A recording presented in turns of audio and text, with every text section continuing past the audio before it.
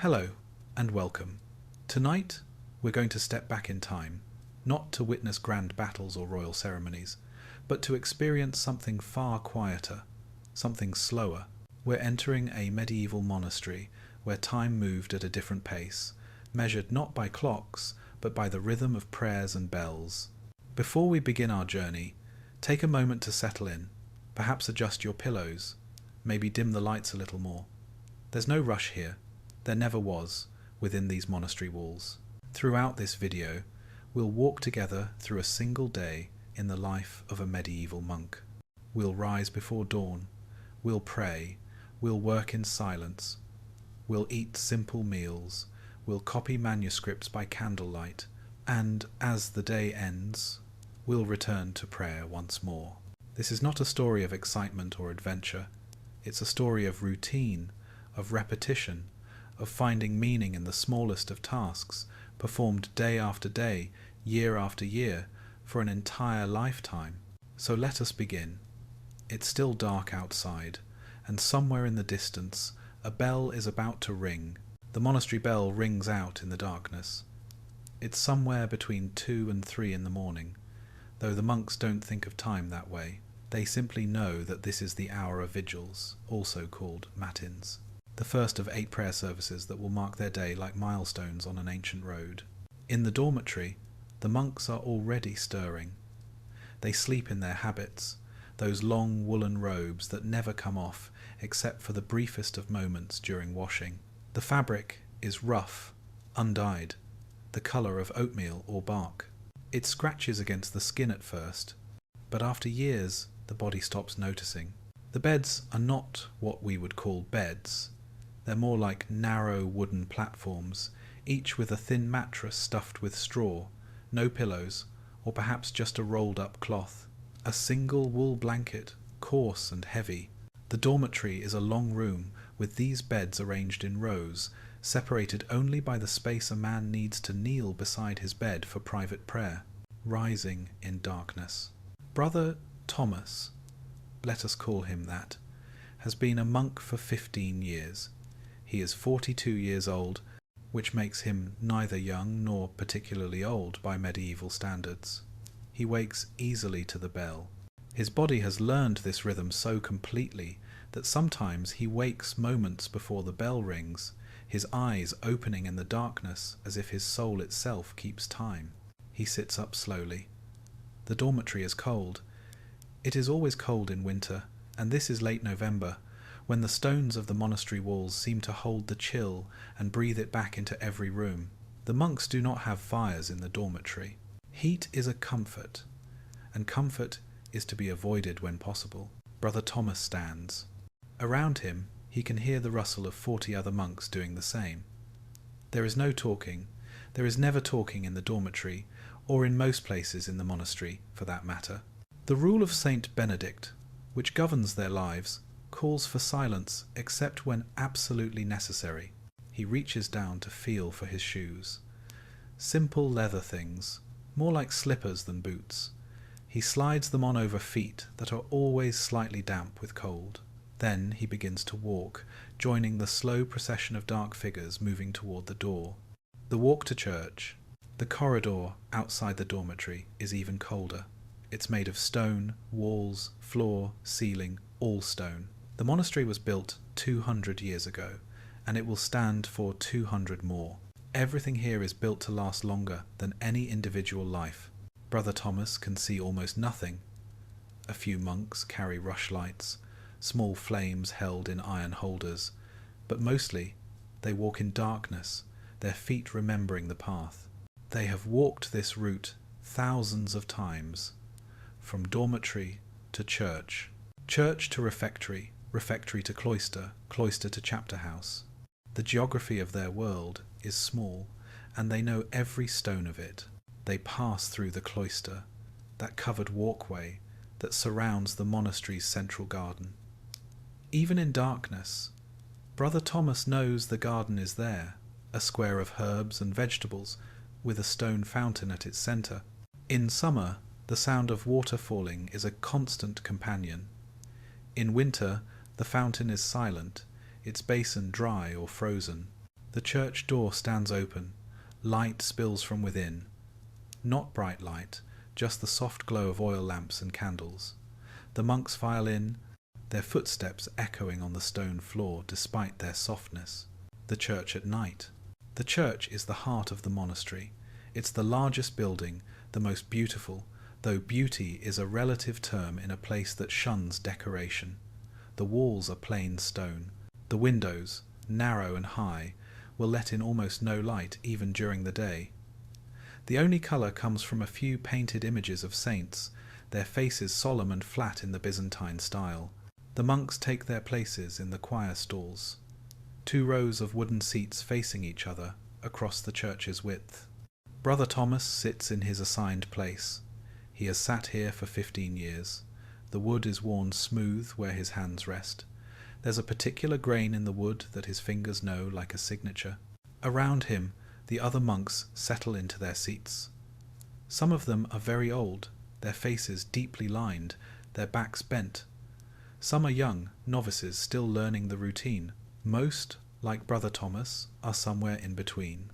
Men who have given their prime years to this life and expect to give all their remaining years as well. The abbot arrives last and takes his seat. He's a man of 60, his hair white, his face kind but distant. He nods, and the service begins. The office of vigils. Domin, labia mea appares.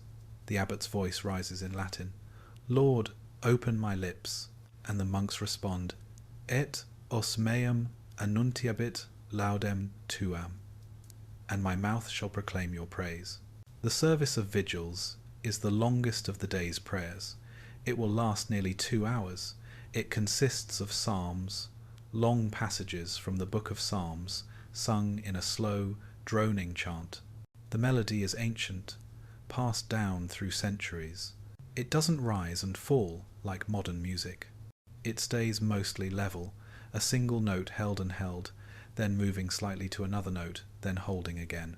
The psalms are sung in Latin, a language most of the monks don't fully understand. They've learned the words by rote, by endless repetition. Brother Thomas knows all 150 psalms by heart. He could recite any of them if asked, though he might struggle to translate more than a few phrases. The chanting fills the church. The sound reverberates off the stone, creating harmonics, layers of echo that make the simple melody seem richer, fuller. There's something hypnotic about it. The same phrases, the same rhythms, over and over. Deus in adiutorium meum intende. God, come to my assistance. Domin ad adiuvandum me festina. Lord, make haste to help me. Between psalms, there are readings. A monk stands at a lectern and reads from the Bible or from the writings of the Church Fathers. St. Augustine, St. Jerome, St. Gregory. Long passages about sin and redemption, about the weakness of the flesh and the glory of heaven. Brother Thomas listens, but his mind sometimes wanders. He thinks about the work he'll do today. There's a manuscript that needs finishing.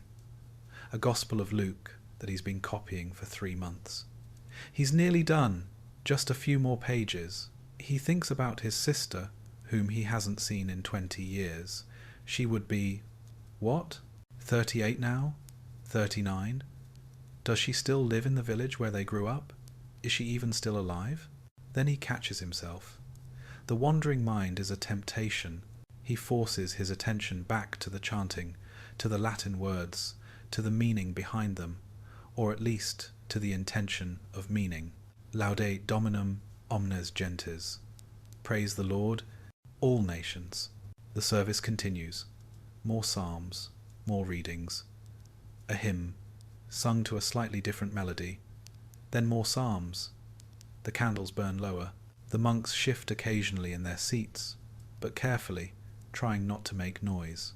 An old monk coughs, a dry, rasping sound that echoes embarrassingly in the silence between chants. Finally, after what seems like both a very long time and no time at all, the abbot intones the closing prayer. Benedicamus Domino, let us bless the Lord. Deo gratias, the monks respond. Thanks be to God. The return. They rise. these 40 men in rough wool robes, and they file out of the church in the same order they entered. The bell has not yet rung for the next service, so they return to the dormitory. Some of them will sleep again, though sleep is difficult to recapture once broken. Others will lie awake in the darkness, thinking their private thoughts, praying silently. Brother Thomas returns to his bed. He lies down, pulls the wool blanket over himself. The straw mattress rustles beneath him. He closes his eyes. Outside, he can hear the wind picking up, whistling through the gaps in the stone walls. Winter is coming in earnest. He doesn't sleep. He simply lies there, waiting for the next bell. It will ring in perhaps 2 hours, for the service called Lauds. And after Lauds will come Prime, then Terce, then Sext, then Nun, then Vespers, then Compline. 8 services in all, spacing out the day like beads on a rosary. This is the rhythm of monastic life. This is what it means to be a monk, to mark time with prayers, to live within a routine so fixed, so unchanging, that the days blur together into a single continuous present. And for Brother Thomas, for all these monks, this is not a burden. It's not a punishment. It's the life they chose, the life they wanted. A life where the questions are answered, the path is clear, and all that's required is to walk it, one step at a time, from darkness into darkness, with prayers as their only light. The bell rings again. This time there's a faint grey light beginning to show through the high windows of the dormitory. Not dawn yet, but the promise of dawn. The hour of Lauds is meant to coincide with first light, though in deep winter like this, first light comes late and reluctantly. Brother Thomas rises again. His body is stiff, his joints complaining. The stone floor is even colder now than it was a few hours ago, if such a thing is possible. Stone has a way of accumulating cold, storing it up, and releasing it slowly. The walk to church is the same as before, except now they can see a little. The corridor is still shadowy, but shapes are becoming visible. The carved faces of saints on corbels, the iron sconces that hold unlit torches, the worn places in the stone floor where countless feet have passed for 2 centuries. Morning prayer. In the church, the lamps burn a little brighter now in anticipation of the coming day. The service of Lauds is shorter than vigils, but similar in structure. More psalms, a reading, a hymn. The chanting has the same droning quality, the same ancient melody that hasn't changed in hundreds of years. There's something different about this service, though, a sense of beginning. Vigils was a prayer in deep night, a keeping of watch when all the world slept, but Lauds is a prayer of greeting. As the monks chant, the grey light outside slowly strengthens. By the time the service ends, true dawn has arrived. Brother Thomas watches the light change through the narrow windows. It's one of the small pleasures of his day. The way darkness becomes grey, becomes pale blue, becomes the weak golden light of a winter morning. It happens slowly, imperceptibly, and yet it happens each day. This small miracle, light returning after darkness. The great silence ends. When Lauds concludes, something remarkable happens. The abbot gives a small nod, and the monks know the great silence is over. The great silence is the period from Compline the night before until after Lauds the next morning. During these hours, no speaking is allowed for any reason. Even during the day, speech is restricted, but during the great silence, it's absolutely forbidden. But now, voices can be heard, quiet voices, to be sure. The rule still calls for restraint in speech. But Brother Thomas can greet his neighbour. "Good morning, Brother Peter. Good morning, Brother Thomas. God's blessings on this day." The voices sound strange after so many hours of silence. Rusty, tentative. No one speaks loudly or frivolously. But the human voice, even in whispers, brings a warmth to the cold stone corridors. The third service. After a brief interval, the bell rings again for Prime, the third service of the day. Prime is short, perhaps 20 minutes. A few psalms, a prayer, a blessing. The monks are becoming more alert now. Hunger is beginning to make itself known. They have not eaten since the light meal the evening before, but there's no breakfast yet. First comes the chapter meeting, the chapter house. After prime, the monks proceed to the chapter house. It's a separate room, smaller than the church, with stone benches arranged around the walls. A simple room, undecorated, except for a carved crucifix on one wall. The morning light, such as it is, comes through two narrow windows. The monks take their seats, the senior monks in the places of honour near the abbot, the junior monks and novices farther away. Brother Thomas sits in the middle, neither particularly honoured nor particularly junior, a man of middling importance in a community that tries not to think too much about importance. The reading of the rule. The abbot opens a large book, the Rule of St. Benedict. Every morning they read a portion of it aloud. It takes about a month to read the entire rule, and then they start over. Brother Thomas has heard it hundreds of times. He could probably recite most of it from memory. Today's passage is from chapter 7, about humility. The abbot reads in Latin, his voice clear and measured. The first degree of humility is obedience without delay. Brother Thomas listens. Humility is the foundation of monastic life. Humility, obedience, silence, prayer, work. These are the pillars of the rule. Confession of faults. After the reading comes the confession of faults. This is where monks can confess minor infractions of the rule. Speaking when silence was required, being late to a service, breaking a tool through carelessness. These are not sins in the usual sense, but faults, shortcomings in living up to the perfection the rule demands. An older monk rises. Father Abbot, I confess that yesterday I spoke more words than necessary when instructing a novice in the scriptorium. I sought efficiency over the spirit of silence. I am sorry. The abbot nods gravely. Thank you, Brother Martin. As penance, you will recite 3 additional psalms in private prayer today. May God forgive your fault, and may we all learn from your example of honesty. Another monk confesses to allowing his thoughts to wander during Vespers. Another admits to taking a second serving of bread when he was not truly hungry. Small things, tiny things, but in a life of discipline, small things matter. Brother Thomas does not confess today.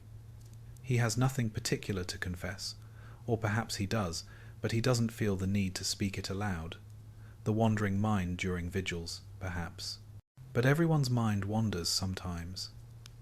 It's human nature, and the rule, while demanding, is not inhuman. Business and announcements. After confessions come practical matters.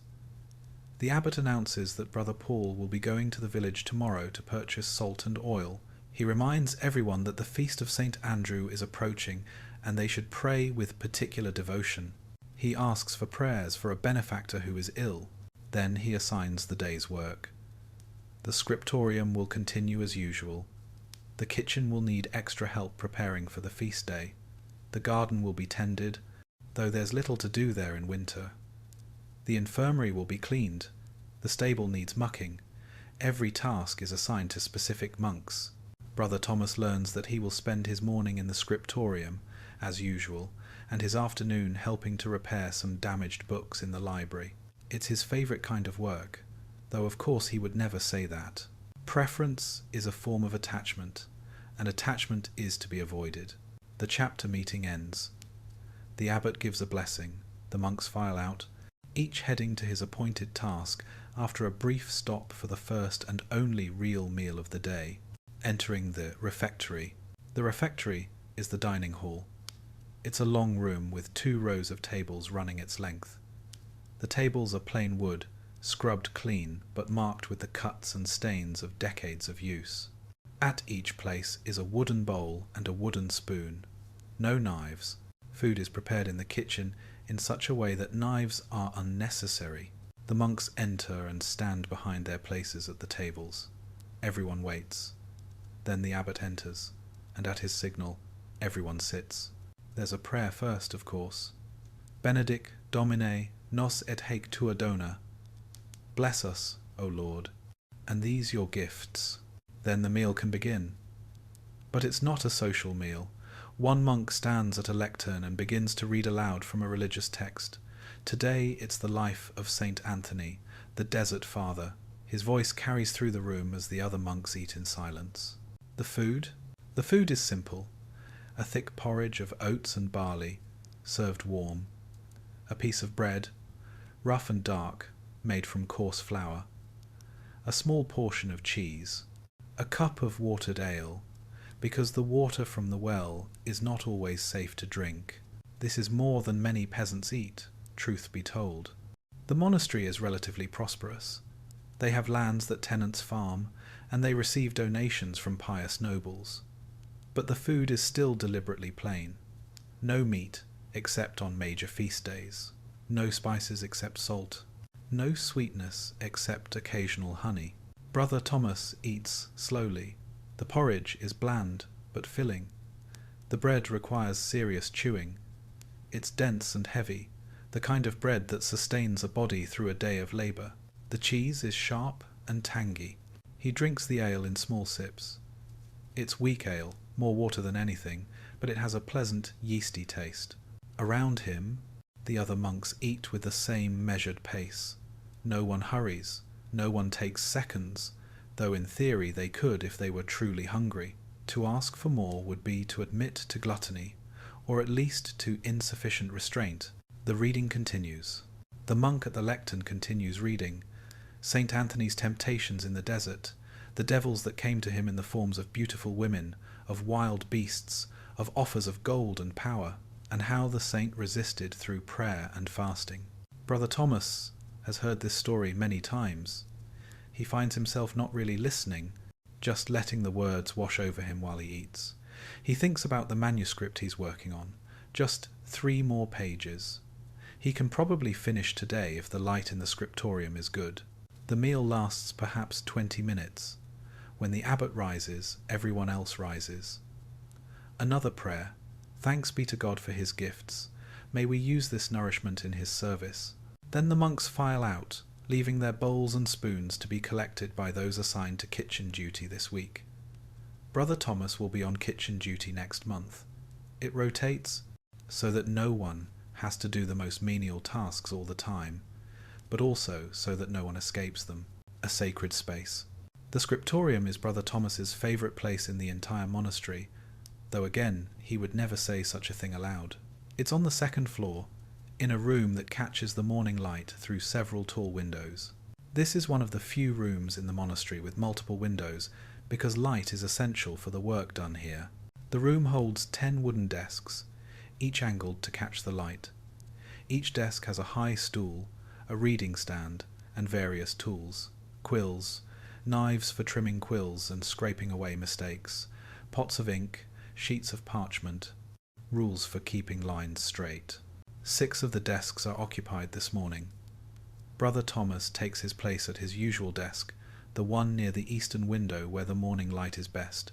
3 novices are learning the basic scripts under the supervision of Brother Martin, the monastery's most skilled scribe. 2 other monks are working on their own projects. And Brother Thomas has his Gospel of Luke, the manuscript. It's a beautiful thing, this book he's making. Or it will be when it's finished.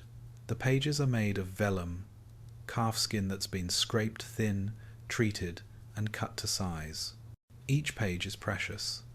A sheep or calf had to die to provide the material for a book. This is why books are rare and valuable. The text is written in a script called Carolingian minuscule, developed a few centuries ago under Charlemagne's direction. It's a clear, readable script, each letter carefully formed. No printing presses exist yet. Every book must be copied by hand, letter by letter, word by word. Brother Thomas opens his ink pot. The ink is made from oak galls, iron salts, and gum arabic, mixed with wine or water. It's a deep black colour when fresh, but it will turn brown with age. He's seen manuscripts 200 years old, where the ink has faded to a pale sepia. He picks up his quill. It's a goose feather, trimmed to a fine point. He tests it on a scrap of parchment, making sure the ink flows properly. Then he turns to his manuscript. The patience of copying. He's copying from another manuscript, one of the monastery's treasures, a gospel book that's perhaps 75 years old. He keeps it open on the reading stand to his left, and he works on the new page to his right. The work requires absolute concentration. Each letter must be formed perfectly. If he makes a mistake, he can scrape it away with his knife, but this damages the parchment, and too many corrections will make the page ugly. It's better to work slowly and carefully, avoiding mistakes in the first place. He begins, Et ips Jesus erat incipiens quasi annorum triginta. And Jesus himself began to be about 30 years old. The words flow from his quill, each stroke deliberate.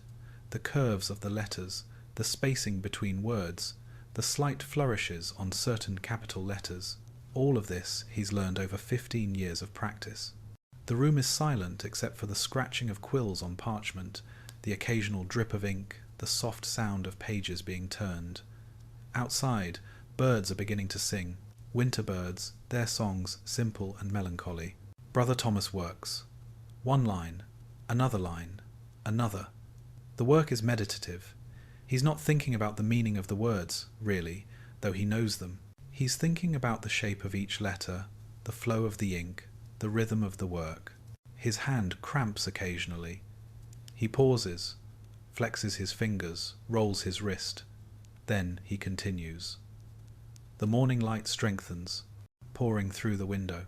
It's cold light, winter light, but it's enough to work by. Illumination. On another desk, Brother Martin is working on an illuminated capital letter. This is the highest art of the scriptorium.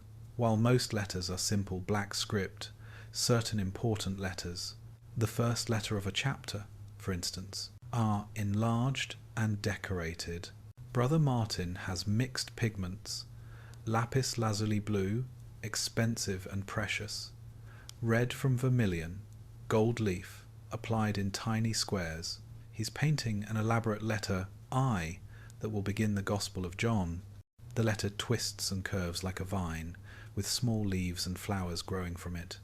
A tiny bird perches on one of the curves. This work will take him days to complete. Just one letter. And when he's done, he'll begin the next illuminated capital, and after that, another. He's been working on this Gospel of John for 2 years. Brother Thomas watches occasionally, glancing up from his own work. He doesn't have the skill for illumination. His work is good, his script clear and even, but he lacks the artistic touch that illumination requires. This doesn't bother him. Everyone has their gifts. His gift is patience, precision, the ability to work for hours without distraction. The bell for terce. They've been working for perhaps 2 hours when the bell rings for terce, the 4th service of the day. Brother Thomas carefully cleans his quill, caps his inkpot, and marks his place in the manuscript with a strip of cloth.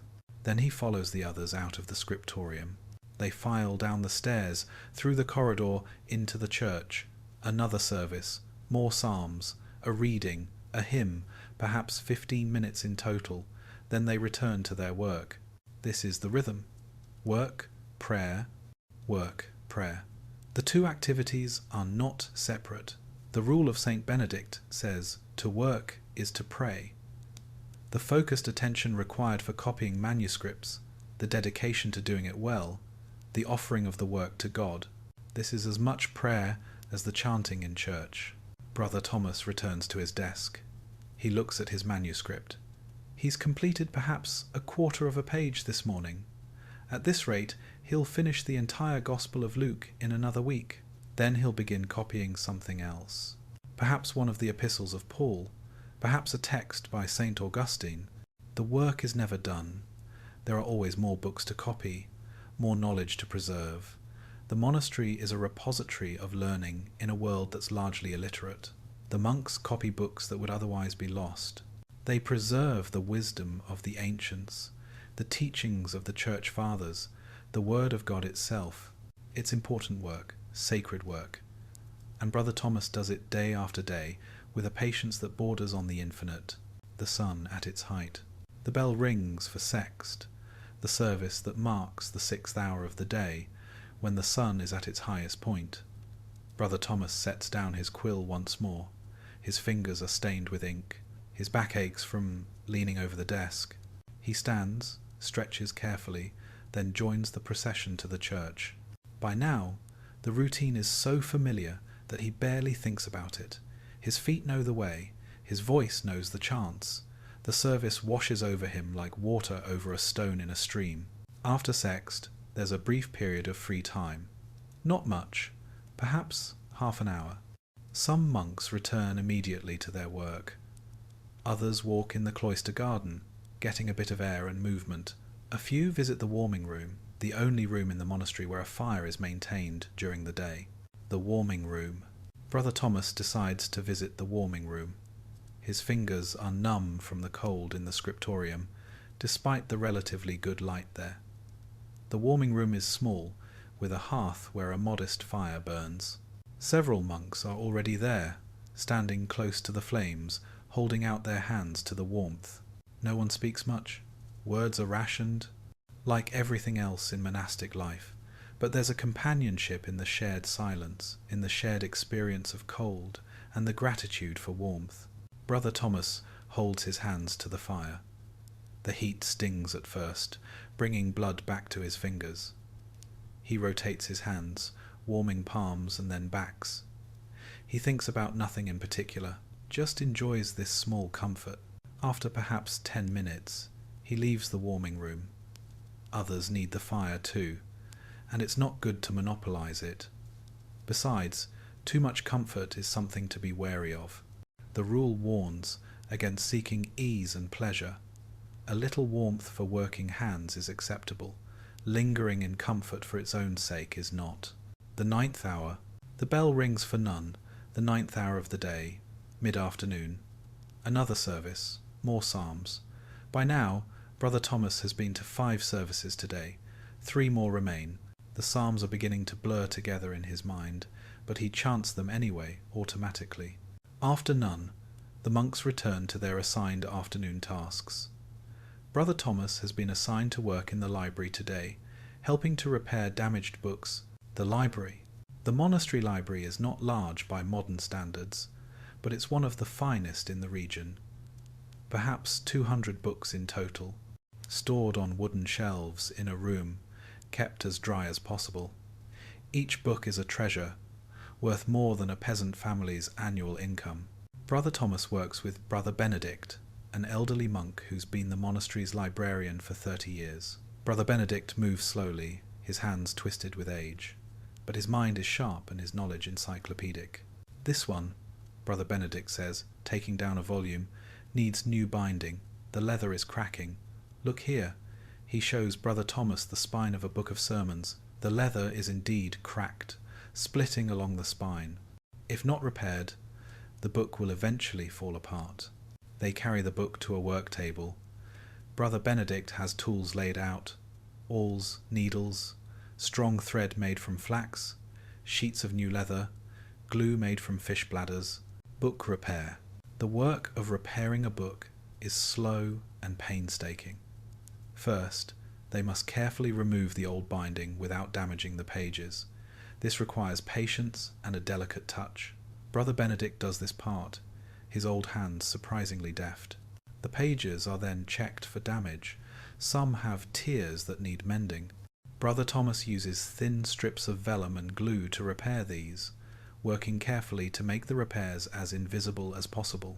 Books are eternal, Brother Benedict says, speaking one of his rare sentences. Or, they should be. These words were copied by a monk perhaps 100 years ago. If we maintain them well, they'll last another 100 years, or 200, or forever. We're not just preserving words on a page, we're preserving the wisdom of ages. Brother Thomas nods. He understands. This is why they do what they do. In a world where almost no one can read, where knowledge is rare and precious, the monastery is a guardian of learning. They work together through the afternoon. The new binding takes shape gradually. Leather is cut and fitted. Holes are pierced with the awl. Thread is woven through, tight and secure. Brother Benedict's hands may be old, but they remember the motions of bookbinding perfectly. The winter light fades. As they work, the light in the library begins to change. The weak winter sun is declining toward the horizon. Shadows lengthen. The room grows colder. They finish the binding just as the light is becoming too dim to work by. The book looks renewed. It will last another generation at least, maybe more. Good work, Brother Benedict says. It's high praise from him. Brother Thomas feels a small, warm glow of satisfaction. Then he catches himself. Pride is a sin. He offers the satisfaction up to God, as the rule teaches. Not my work, but your work through me. The day's end approaches. The bell rings for Vespers, the evening service.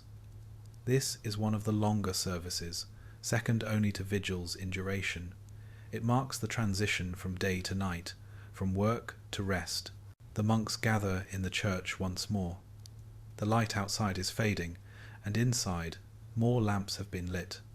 The flickering flames cast moving shadows on the stone walls. Vespers has a different feel from the earlier services. There's a sense of completion, of a day's work done. The psalms chosen for Vespers are often about rest, about evening, about the peace that comes after labour. Beatus virque timet Dominum. Blessed is the man who fears the Lord. The chanting fills the church. Brother Thomas finds his mind settling, becoming calm. The work of the day is finished.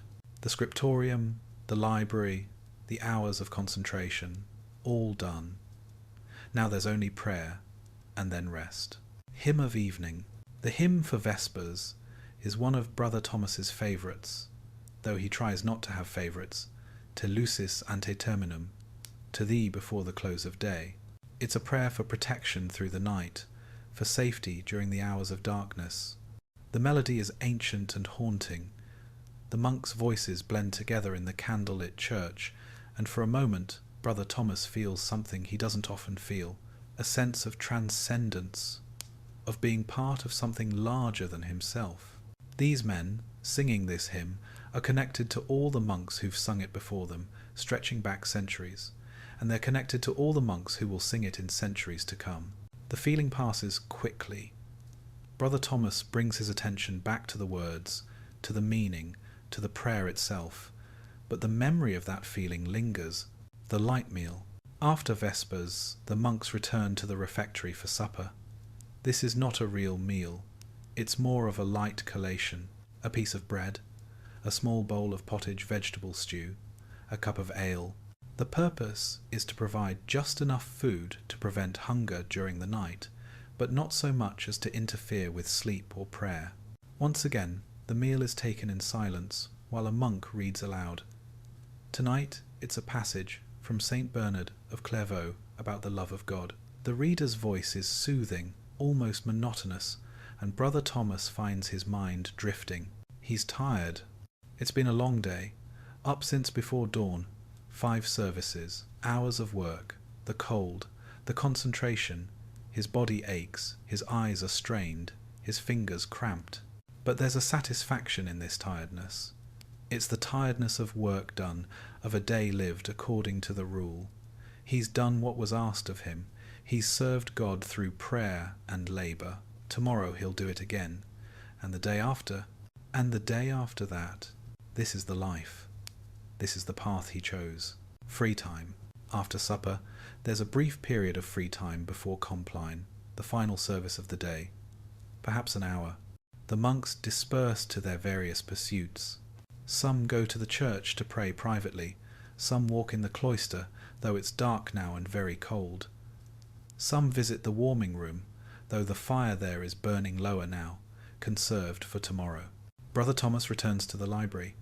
He likes to spend this quiet hour reading when no particular work is required of him. Brother Benedict has left, but he's given Brother Thomas permission to be in the library alone. Brother Thomas takes down a book, a copy of St. Augustine's Confessions. He's read it before, of course. He's read almost everything in the library at one time or another, but it's a book that rewards rereading. He settles into a chair near one of the lamps and begins to read. You have made us for yourself, O Lord, and our hearts are restless until they rest in you. The Latin words are familiar, comforting. He reads slowly, sounding out the words in his mind. His lips move slightly, an old habit from when he was learning to read as a young novice. Time passes. The lamp burns lower. The library grows colder. The final service. The bell rings for Compline. This is the shortest service of the day, but in many ways the most solemn. It's the last prayer before the great silence begins. After Compline, no one will speak again until after lauds tomorrow morning. The monks gather in the church one final time. They're all tired now. Some of the older monks move stiffly, their joints protesting. The youngest monks, the novices, have dark circles under their eyes. Tomorrow they'll wake at the same hour and do it all again. But for now, sleep is approaching. The service of Compline is about surrender, surrendering the day to God, surrendering oneself to sleep, which is a kind of small death, trusting that God will watch over the monastery through the night. In Manus tuas, Domine, commendo spiritum meum. Into your hands, O Lord, I commend my spirit. The words are the same ones Christ spoke on the cross. Every night, the monks offer themselves, their lives, their spirits to God. There's a hymn, a haunting melody in the minor key, Te lucis ante terminum. To thee, before the close of day, Creator of all, we pray that in your constant love our guard and keeper thou would stay. Then the abbot gives the final blessing. Benedicat et custodiat nos omnipotens et misericors Dominus. May the Almighty and merciful Lord bless and keep us. Amen, the monks respond. And with that, the great silence begins. The silent procession. The monks file out of the church without a word. Not a whisper, not a cough suppressed too loudly, nothing. The corridor is dark except for a few small lamps. Their shadows move on the walls like ghosts. They process to the dormitory. Each monk goes to his bed. They remove their shoes, their only concession to sleep. The habits stay on. The wool blankets are pulled up. Brother Thomas lies in his narrow bed, the straw mattress rustling beneath him. Around him he can hear the other monks settling in. A few coughs, the creaking of wooden bed frames, then gradually, silence. He thinks about the day, the manuscript he worked on, 3/4 of a page completed. Perhaps tomorrow he'll finish a full page, if the light is good. The book repair with Brother Benedict. The feel of the new leather, the satisfaction of making something whole again. His sister floats through his mind. He tries to picture her face, but he can't quite remember it. 20 years is a long time. She would have laugh lines now around her eyes, grey in her hair perhaps. Or maybe she died years ago. He would never know. The monastery is sealed off from that other world. Does he regret his choice? The question surprises him, arising unbidden in the darkness. No, he decides. Or rather, regret is the wrong word. He has given up much. Family, marriage, children, the ordinary pleasures of life. But he's gained something too. Purpose, certainty, a place in the world. He's not a great man. He'll never be abbot. He'll never write a theological treatise that changes the world. He's just a monk, a copyist, one of 40 men living a quiet life in a cold stone building in the middle of nowhere. But his work matters. The books he copies will outlive him. The prayers he prays are heard by God. The life he lives, this strange, disciplined, repetitive life, is a life of meaning. He closes his eyes. Sleep comes slowly, as always. His mind is too active, too full of the day. But gradually, he feels himself sinking into darkness. Tomorrow the bell will ring. He'll wake in the cold and the dark. He'll walk to the church. He'll pray. He'll work. He'll pray again, and again, and again. This is the life. This is the path. And Brother Thomas walks it willingly, one day at a time. Summer in the monastery. The life we've described is a winter day. But the monastery's rhythm changes with the seasons, though only slightly. In summer, the monks rise earlier because dawn comes earlier. The church is less brutally cold, though it's never truly warm. The scriptorium is bright and pleasant. the light streaming through the windows for long hours. The garden is productive in summer. The monks grow vegetables, cabbages, onions, leeks, peas, beans. They grow herbs for medicine and cooking.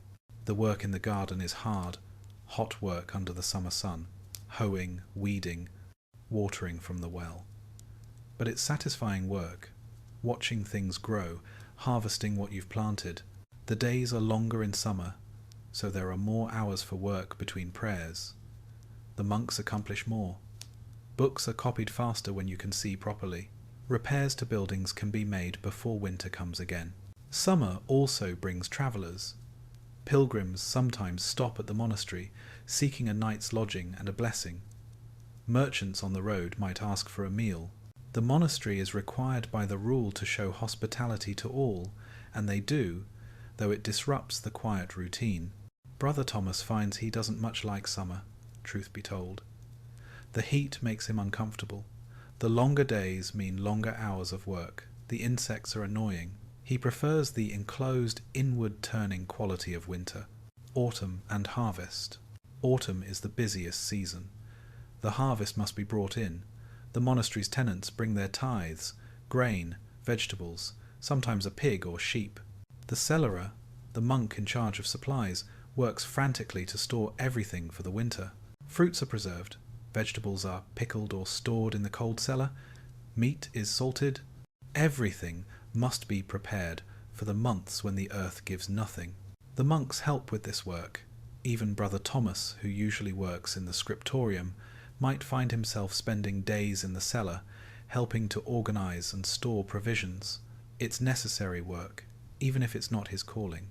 Autumn also brings rain, lots of rain. The monastery's stone walls weep with damp. Everything feels slightly wet. Habits take forever to dry after washing. The cold becomes a penetrating cold, getting into your bones. But there's a beauty to autumn too. The leaves change colour. The air smells of wood smoke and decaying leaves. There's a sense of the world preparing for rest, and the monastery, always turning inward, turns inward even more completely. Winter's deep cold. We've already seen a winter day. But let me tell you more about winter in the monastery. It's the hardest season. The cold is relentless. Stone buildings, no matter how well built, are impossible to heat adequately. The only fire is in the warming room, and that's kept modest. The monks wear their habits day and night, sleeping in them, working in them. They add perhaps a second layer, a scapular, but that's all.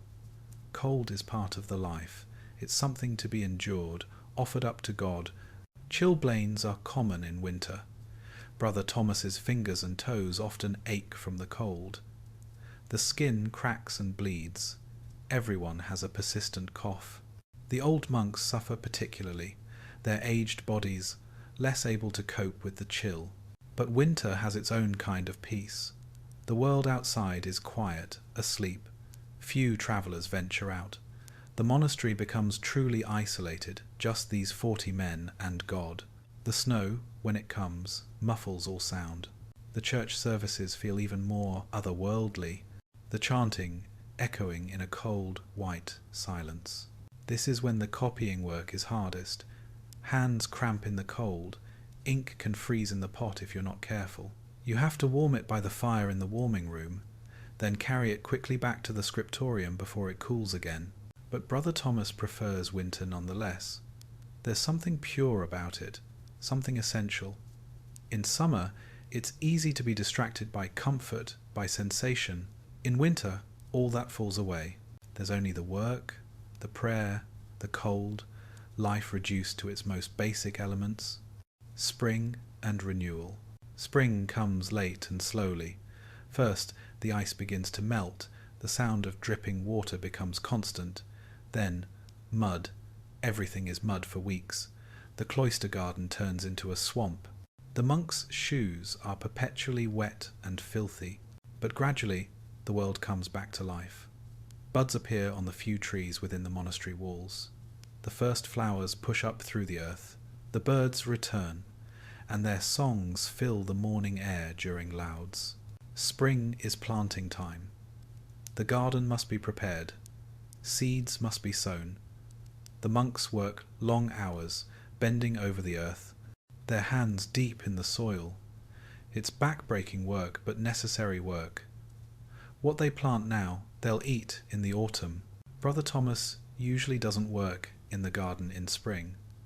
He's needed in the scriptorium, where the improving light means books can be copied more efficiently. But he watches the garden from his window, watches it transform from barren earth to green life. Spring also brings Lent, that season of extra fasting and prayer before Easter. The meals become even simpler. Extra services are added. It's a hard time, physically demanding, spiritually intense, but it leads to Easter, to the celebration of resurrection, to the most joyful day in the monastery's year, Christmas in the monastery. The monastery's year is marked by feast days, and Christmas is the greatest of them all. For weeks before, there's preparation, extra cleaning, special foods prepared, or at least special by monastic standards.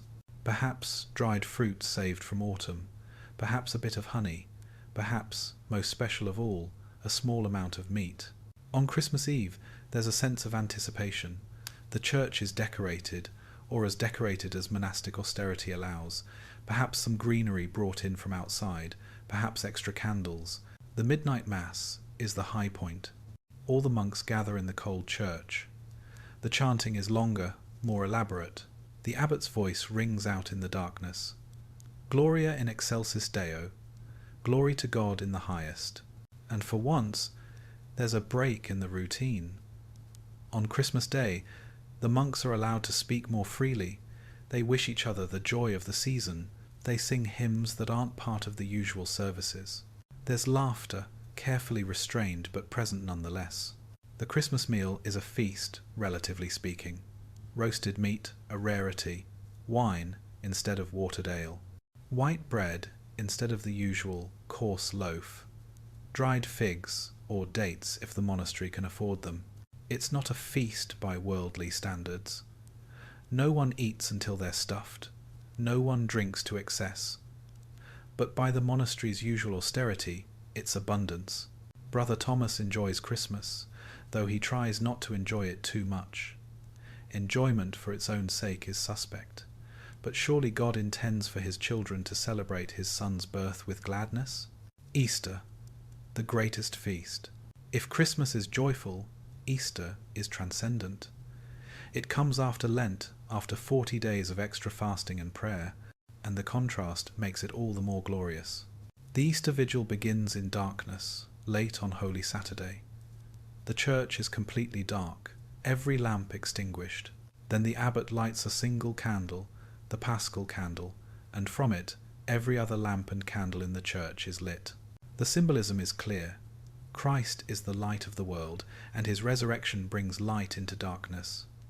Brother Thomas always finds himself moved by this moment. The church slowly filling with light, the faces of the monks emerging from shadow, the sense of something momentous happening.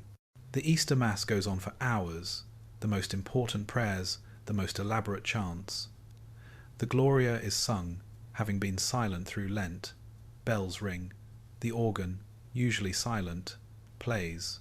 And then Easter Day.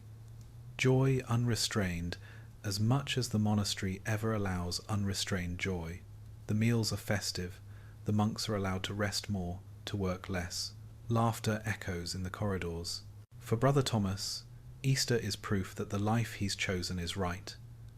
The discipline, the sacrifice, the routine, it all leads to this, to the celebration of resurrection, of life conquering death, of hope eternal. Ordinary feast days. Throughout the year, there are dozens of smaller feast days.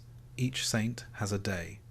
The monastery's patron saint has a particularly important day. The dedication day of the church is celebrated. On these days, there might be slight variations in the routine. An extra reading about the saint being celebrated, a special hymn, perhaps a slightly better meal. These days break up the monotony just enough. They give structure to the year. They remind the monks that they're part of a larger church, connected to all the saints who've come before. Brother Thomas knows all the feast days by heart, St. Benedict on July 11th, St. Augustine on August 28th, the Annunciation on March 25th. His mind is a calendar of saints and feasts, fasting and penance. But feast days are rare. Far more common are fast days. Fridays are always fast days, with no meal at midday, only bread and water at supper. Lent, as mentioned, is 40 days of fasting. Advent, before Christmas, is also a penitential season. Fasting in the monastery doesn't mean eating nothing. It means eating less and simpler foods, bread and water instead of bread and pottage. No cheese, certainly no meat, except for the sick. The purpose of fasting is discipline. It's training the body to obey the spirit. It's a reminder that physical comfort is not the goal of life. It's a way of sharing, in some small way, in Christ's suffering. Brother Thomas finds fasting difficult. He's always felt hunger keenly. On fast days, his stomach growls embarrassingly during services. His thoughts turn to food when they should be on God. But that's the point, isn't it? If it were easy, it wouldn't be discipline. The difficulty is what makes it valuable. The abbot. The monastery is not a democracy. It's ruled by the abbot, who has almost absolute authority. He's elected by the monks, but once elected, he rules for life. The current abbot, Father William, is a good man. Brother Thomas has known him for all 15 years of his monastic life. Father William is strict but fair. He enforces the rule without cruelty. He listens to the concerns of the monks, though he doesn't always act on them. Father William is responsible for everything: the spiritual welfare of the monks, the economic health of the monastery, relations with the outside world, the bishop, local nobles, the village. It's a heavy burden. Brother Thomas has rarely spoken privately with the abbot, perhaps a dozen times in 15 years. Brief conversations about some aspect of his work or some spiritual concern. Father William is not distant, exactly, but he's separate. His role demands it. The rule says the abbot stands in place of Christ in the monastery. He's to be obeyed as Christ would be obeyed. This is a terrifying responsibility, and Brother Thomas doesn't envy it. The prior and other officers. Under the abbot is the prior, Father Edmund. He's the second in command, responsible for day-to-day administration. While the abbot concerns himself with larger matters, the prior makes sure the monastery actually functions. Father Edmund is efficient, organized, and rather humorless. He knows exactly how much grain is in the storehouse, how many candles remain, which roof needs repair. He can be exacting, even harsh when something is done poorly. Brother Thomas respects the prior but doesn't particularly like him. Few do. But the monastery runs smoothly, and that's what matters. There are other officers too. The cellarer, who manages provisions. The sacristan, who cares for the church and its vessels. The infirmarian, who tends the sick. The guestmaster, who receives travellers. Each has his domain, his responsibility. Brother Martin, the head of the scriptorium, is in some ways Brother Thomas's immediate superior, a kind man, patient with the novices, demanding but not unreasonable. Brother Thomas has learned much from him, the brothers. But most monks have no special office. They're simply brothers, equal before God, if not in practical terms of seniority and respect. Brother Thomas knows all 40 monks in the community. He's lived with them for 15 years. He knows their habits, their peculiarities, their strengths and weaknesses. There's Brother Peter, who snores thunderously and seems oblivious to the fact. Brother John, who's always the first to arrive at services, his devotion almost competitive. Brother Andrew, who's brilliant at illumination but tends toward pride. Brother Matthew, getting old now, his hands trembling, who can no longer do the fine work he once did. These men are Brother Thomas's family. More than family, in some ways. He sees them more, knows them better than he ever knew his blood relatives. They share everything: the cold, the hunger, the boredom, the occasional joys. Yet there's also a distance. The rule enforces it.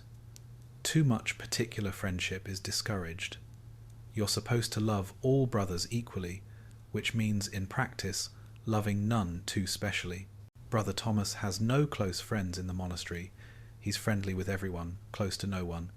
It's a strange way to live, but it's the way. The novices. There are usually 4 or 5 novices in the monastery. Young men, typically in their late teens or early 20s, who are testing monastic life before making permanent vows. Brother Thomas remembers his own novitiate, the difficulty of learning the psalms, the struggle with silence, the physical hardship, the novice master's sharp corrections, the fear that he'd be found wanting and sent away. He watches the current novices and sees himself. They're eager but clumsy. They make mistakes, talking when they should be silent, arriving late to services, breaking tools through inexperience, but they're learning. Most novices stay and become monks. Some leave, realizing this life isn't for them. There's no shame in that. The rule acknowledges that not everyone is called to be a monk. Brother Thomas has never been assigned as novice master. Perhaps he lacks the necessary sternness. Or perhaps it's simply that his skills are better used in the scriptorium. Either way, he's grateful. Teaching patience to the impatient seems harder than any work he currently does. The sick and elderly. The infirmary houses the sick and the very old. It's a slightly warmer room, with a small fire usually burning. The sick are allowed to eat meat, to sleep longer, to skip some services. These are not luxuries but necessities. Brother Jerome is 90 years old. He's been a monk for 70 years. He can no longer work, can barely walk. He spends his days in the infirmary, praying, sleeping, waiting for death. Brother Thomas visits him sometimes. The rule encourages visiting the sick. They sit together in silence mostly, because Brother Jerome is deaf and nearly blind. But the presence matters, a reminder that he's not forgotten. This will be Brother Thomas's future too, if he lives long enough. Old age in the monastery is not pleasant. No family to care for you, only the somewhat grudging ministrations of an overworked infirmarian. But perhaps it's better than old age in the world, where the old are often simply burdens. Here, at least, there's respect for age. The oldest monks sit in the places of honour. They're served first at meals. Their opinions carry weight in chapter meetings. It's something to look forward to, perhaps. Or, if not to look forward to, at least to accept everything in its season. The kitchen. Every monk takes a turn in the kitchen. It rotates weekly, so each monk spends about 1 week in 10 working there. It's considered an honour, though it's also exhausting work. The kitchen is a large room with a massive hearth where the fire burns constantly. There are tables for food preparation, hooks for hanging pots, shelves stacked with wooden bowls and cups. The kitchen servants rise even earlier than the other monks. They must have bread baked and porridge ready for breakfast. They must prepare the main meal, cook the vegetables, tend the fire, clean the cooking vessels. When it's Brother Thomas's turn in the kitchen, he finds himself almost too tired to work in the scriptorium afterward. His hands smell of onions and wood smoke. His habit is stained. He falls asleep immediately after compline, too exhausted even for his usual nighttime thoughts. But there's something grounding about kitchen work. It's so physical, so immediate. You cut vegetables, they're cut. You bake bread, it comes out of the oven. Unlike copying manuscripts, where a page might take a full day, kitchen work gives instant results. The garden. The garden requires constant attention from spring through autumn. Weeding, mostly. Endless weeding. But also watering, fertilizing with compost from the privy, chasing away birds and rabbits. Brother Thomas is not assigned to garden work often. His skills are too valuable in the scriptorium. But occasionally, when many hands are needed, everyone works in the garden. He finds he doesn't mind it. Kneeling in the dirt, pulling weeds, feeling the sun on his back. It's mindless work, which is restful in its own way. His thoughts can wander while his hands work automatically. The garden grows cabbages, onions, leeks, peas, beans, turnips. Simple vegetables, but they make up most of what the monks eat. Without the garden, they'd be dependent on grain and little else. There's also a small orchard, a dozen apple trees, a few pear trees. The fruit is precious. Some is eaten fresh in season. Most is dried for winter. A few apples might be cooked into a special treat for feast days. The brewery. The monastery brews its own ale. Water is often unsafe to drink, so weak ale is the standard beverage. The brewing requires skill, and Brother Oswald, who oversees it, is proud of his work. The process is lengthy. Grain is malted, then mashed with hot water. The resulting liquid is boiled with herbs for flavouring. Hops haven't become standard yet. Then it's fermented in large barrels. The result is a weak ale, not very alcoholic, slightly sour, but wholesome and thirst-quenching. The monks drink it at every meal. Brother Thomas has helped with brewing a few times. It's hot, steamy work, and the smell of fermenting grain is not pleasant. But Brother Oswald takes such pride in his brewing that it's hard not to appreciate the craft involved. The stable. The monastery keeps a few animals, 2 oxen for ploughing, a donkey for carrying loads, a few sheep for wool, some chickens for eggs, a pig or 2, fattened for feast days. The stable needs cleaning daily. It's perhaps the most unpleasant task in the monastery, the smell, the filth, but it must be done, and so it is, without complaint. The animals are not pets, they're tools, resources, but Brother Thomas notices that the monks who tend them develop a certain affection nonetheless, the way Brother Simon talks to the oxen while yoking them, the way Brother Luke gently gathers eggs from the chickens. It's human nature, perhaps. We become attached to what we care for, even when we try not to. Maintenance and repair. A monastery is a complex thing, always in need of repair. Roofs leak, stones work loose, tools break, hinges rust. There's always something. Brother Thomas is not skilled in such work, but he helps when needed. Holding a ladder while another monk patches a roof. Fetching tools, mixing mortar. Brother Geoffrey is the monastery's master of maintenance. He's a practical man, good with his hands, always carrying some tool or other. He can fix almost anything.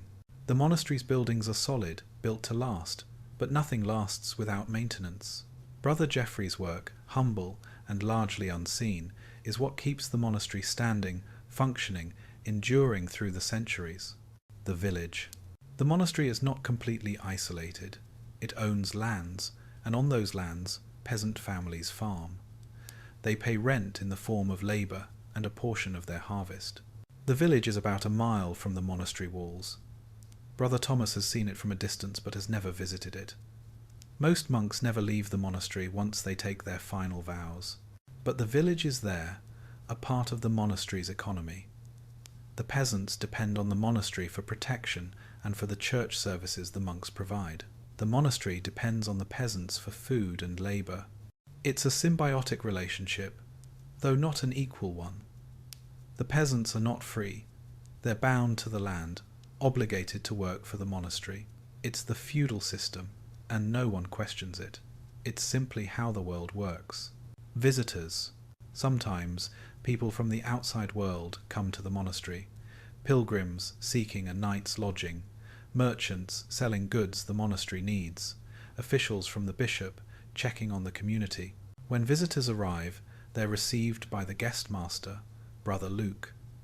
He provides them with food and a place to sleep in the guest house, which is separate from the monastery proper. The rule is very clear about hospitality. All guests are to be received as if they were Christ himself. This means treating them with kindness, providing generously, washing their feet as Jesus washed the disciples' feet. Brother Thomas rarely interacts with visitors. They're kept separate from the monks to avoid disruption, but he's aware of them, these people from the outside world, bringing with them smells and stories and a reminder of the life he left behind. News from beyond. Visitors also bring news. Occasionally, the news is dramatic. A king has died, there's been a battle, a new pope has been elected. More often, the news is mundane. The harvest was good, there's sickness in a neighbouring village. The price of wool has risen. Brother Thomas is curious about these things, though he tries not to be. Curiosity about worldly affairs is a distraction, but he's human. When he hears that there's been a harsh winter and people are starving, he feels concern. When he hears of a distant war, he offers prayers for peace. The monastery is supposed to be separate from the world, but it's not completely separate.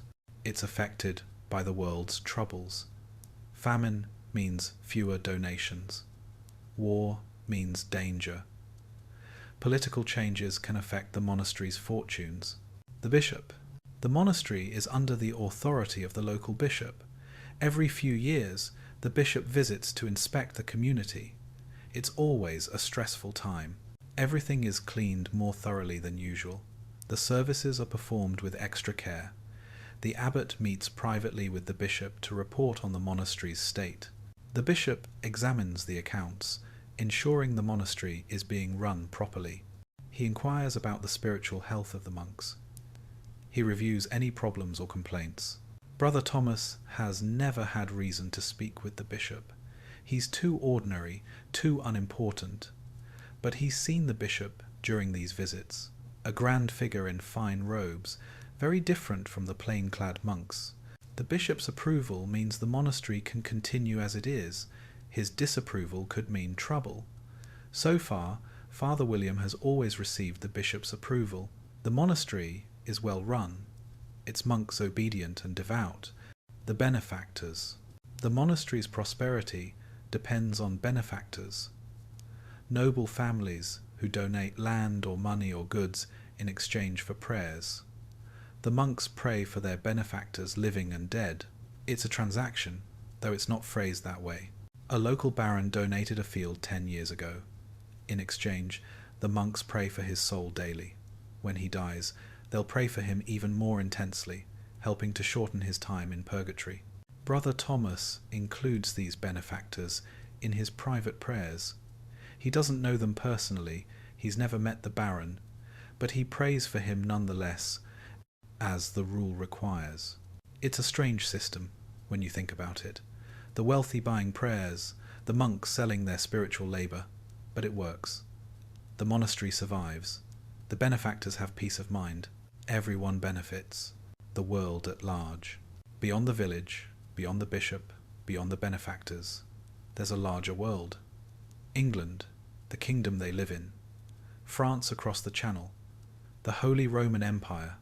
The Pope in Rome. The Muslims in the East, a source of both threat and fascination. Brother Thomas knows something of this world from books. He's copied histories, read accounts of distant lands. But it's all abstract to him. He's never been more than 10 miles from this monastery. The world might as well be a story, a legend. Sometimes he wonders what it would be like to travel, to see Rome with its ancient churches, to visit Jerusalem, the holy city, if it could be done safely, to cross the sea and see lands he can barely imagine. But these are idle thoughts, quickly pushed aside. He made his choice. He will die here, in this monastery, and be buried in its cemetery. The world will continue without him, and he'll barely have touched it. The nature of time. Time moves differently in the monastery. Without clocks, without the constant business of the outside world, it seems to both speed up and slow down. Each day is like every other day, and yet each day is unique.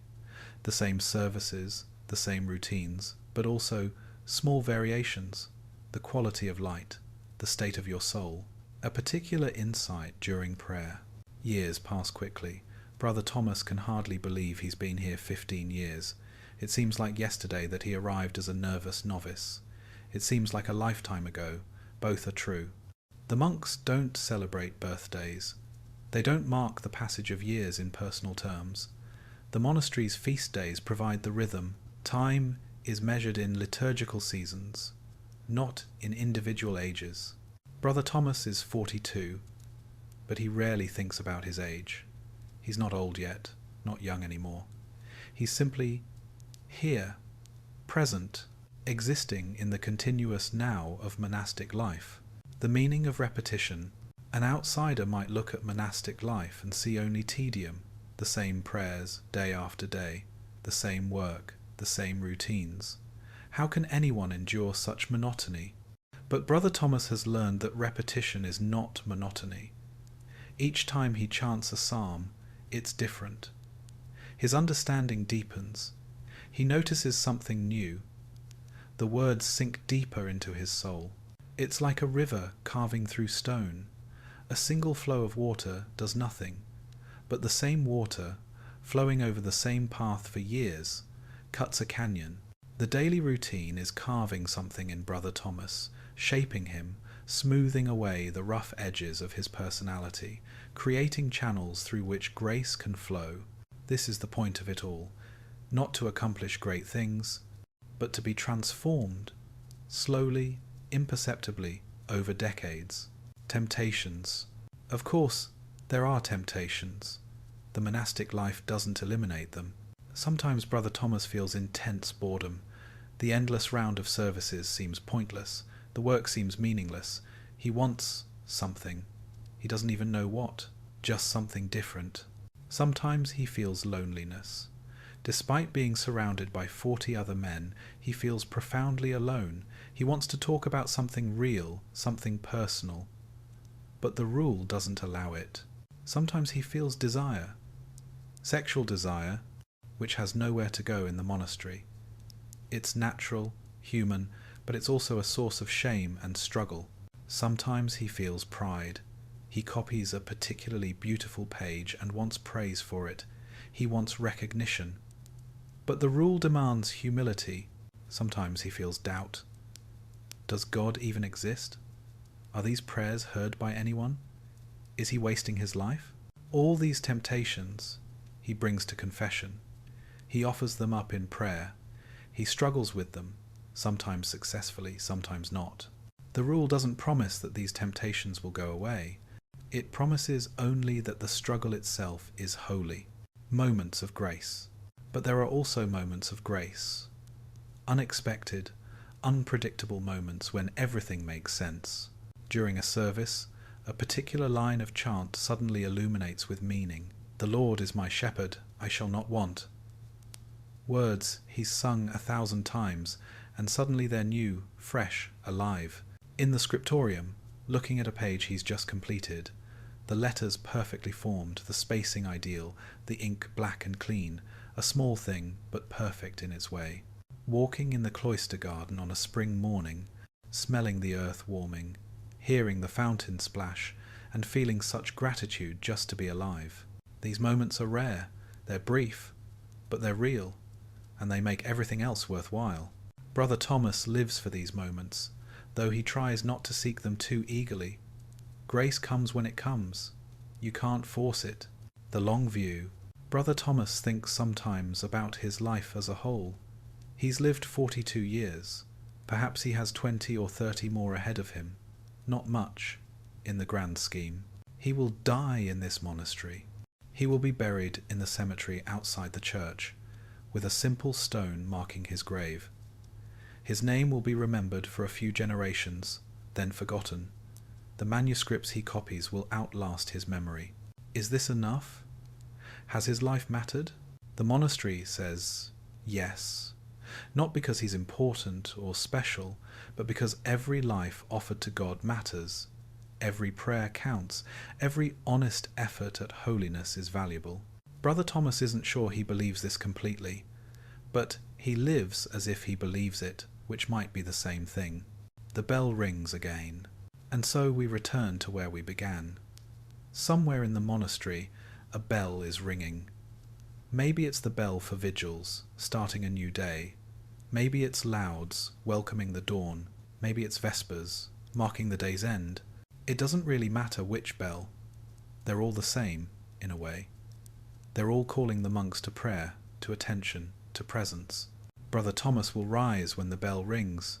He will walk to the church. He will take his place in the choir stalls. He will chant the psalms he's chanted 10,000 times before. And tomorrow, he'll do it again. And the next day. And the next. The monastery endures. The monastery will be here long after Brother Thomas is gone. It was here before him, built by monks who lived and died before he was born. It will be here after him, maintained by monks who aren't born yet. This continuity is part of what makes the life bearable. Brother Thomas is not alone. He's part of a chain stretching back centuries and forward centuries, a link in something eternal.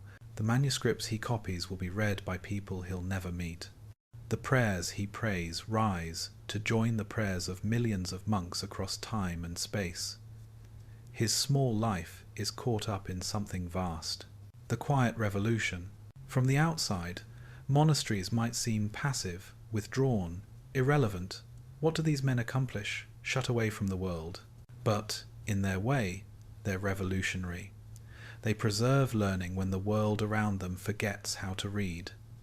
They maintain standards of beauty and craftsmanship. They pray for a world that often doesn't know it needs prayer. They prove that there's another way to live. Not the way of ambition, wealth, power, pleasure, but the way of discipline, simplicity, prayer, work. In an age of violence, they commit to peace. In an age of grasping, they commit to sharing. In an age of noise, they commit to silence. This is their witness, quiet, unassuming, but real. Brother Thomas's choice. Was Brother Thomas right to choose this life? The question is impossible to answer. He gave up much: family, freedom, comfort, worldly achievement. But he gained much too: purpose, structure, community, meaning, a life devoted to something larger than himself. Could he have served God in the world? Certainly, many do. But this was his calling, this narrow path, this disciplined life. On his deathbed, years from now, will he regret it? Perhaps, or perhaps he'll feel grateful for every day lived according to the rule, every prayer offered, every page copied. We can't know. Brother Thomas himself doesn't know. But here he is, living it, one day at a time. The final service. Let us end where we began, in the church, at prayer. It's dark. The monks are gathered in their choir stalls. Candles flicker. The abbot's voice rises in the ancient chant. Domin, labia mea aperis. Lord, open my lips. Etos meum annuntiabit laudem tuum, and my mouth shall proclaim your praise. The chanting fills the stone church, echoes off the walls, rises toward the vaulted ceiling. The same words that have been chanted here for 2 centuries. The same melody. Brother Thomas closes his eyes and sings. His voice blends with the others, indistinguishable from them. Just one voice among many, one monk among 40, one small life in the vast sweep of time. But his voice is heard, his prayers count, his life matters. This is faith, this is hope, this is the quiet revolution of monastic life. The chanting continues, the candles burn lower, the night deepens around the monastery walls, and somewhere in the darkness, a bell is waiting to ring again, an invitation to rest. If you're still listening, thank you. Thank you for taking this journey with us, for spending these hours walking through a medieval monastery, experiencing the rhythm of monastic life. Perhaps you're ready to sleep now. Let the repetition of the monastery's day, the gentle rhythm of prayer and work, carry you into rest. Or perhaps you're awake, but quiet. That's fine too. Sit with the silence. Let the peace of the cloister settle over you. The monastery is always there, in a way. This rhythm of prayer, work, sleep, and prayer again.